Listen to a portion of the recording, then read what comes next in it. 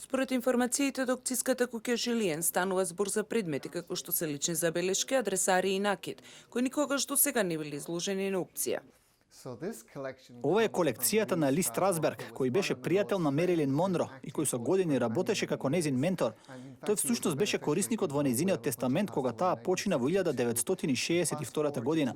Сега, во 2016-та, незините предмети ќе бидат изложени на аукција која треба да ги прикаже животот и кариерата на Мерилин Монро.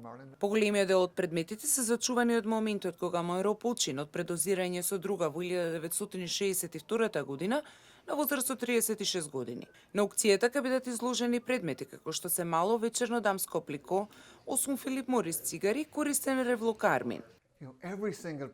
Тоа се навистина уредни парчиња кои како да ве враќаат назад кон 1940-тите, кога Мерилин Монро само што стана позната личност. Уште едно специфично парче накид кое ќе биде изложено, кој има поголема вредност, е часовникот во форма на дијамант направен од платина. Нашата проценка е дека ќе достигне вредност од 80 до 120.000 долари. Тоа ќе биде еден од најскапите предмети изложени за продажба. Аукцијата на Жилин е закажана за 19 и 20 ноември во Лос Анџелес. Пред аукцијата, клучните предмети од колекцијата ќе бидат изложени на бројот кралицата Мери II, кој крстари по океанските води на Лондон, Лос Анџелес и неколку други поголеми градови.